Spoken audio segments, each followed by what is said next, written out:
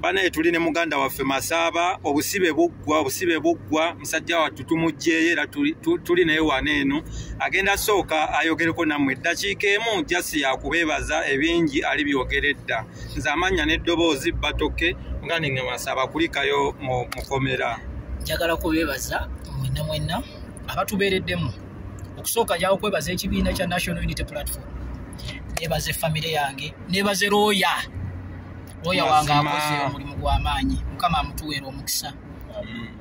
Atukoledde era tweyanzeege kubanga tebibadde byangu, naye njagala bakakasa nti mwetuli njagala okwebaza buli muntu yenna, ttiimu y'Ejjinja mwebale nnyo, mwebalire ddala, abaana abatweyimiridde mwebale nnyo, mwebalire ddala. Ebitagenze bulungi mutusonyiwe, naye nga tusuubiza nti tujja kuba tukuwulira, naye nga tweyanzeege, mwebale nnyo, mwebalire ddala.